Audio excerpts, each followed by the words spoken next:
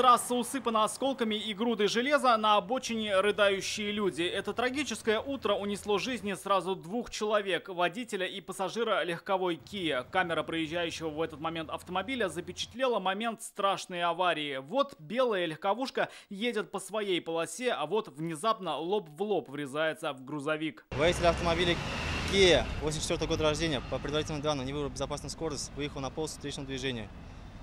В результате чего совершил столкновение со встречным грузовым автомобилем Isuzu под управлением водителя 80-го года рождения. В результате чего водитель автомобиля Kia и его пассажирка 94-го года рождения скончались на месте. Столкновение было таким сильным, что капот и пассажирские места Kia буквально заживало под колесами грузовика. Сзади ехал другой автомобиль. Его, как и всех участников аварии, отбросило в кювет. Судьба водителя третьего авто пока неизвестна. 41-летний водитель грузовика жив. Ему потребовалась госпитализация. Поступил в приемное отделение травмоцентра в 9:39.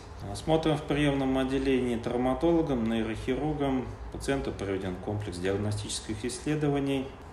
Выявлены травмы легкой степени тяжести. Пациент отпущен на амбулаторное лечение под наблюдением поликлиники по месту жительства. О погибшем водителе Kia известно, что родом он из Казани, считался добропорядочным водителем. За 2 года всего 2 легких штрафа. Стаж вождения 18 лет. Что же стало причиной такого страшного столкновения, в этом предстоит разобраться специалистам. Надзорное ведомство выяснит причины и условия аварии, а также даст оценку соблюдению требований безопасности дорожного движения. Проверку сейчас ведет и Следственное управление МВД. Назначены 2 экспертизы. Автотехническая, она позволит установить, какие именно и кем были нарушены правила дорожного движения, как они повлияли на происшествие и состояние автомобиля, а также ситуационная оценит уже состояние дорожного покрытия. Пока следствие рассматривает 2 основные версии. По ним водитель Kia или уснул за рулем, или почувствовал себя плохо.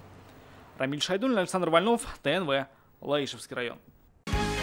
Закажи рекламу на ТНВ. Телефон в Казани 5 705 100.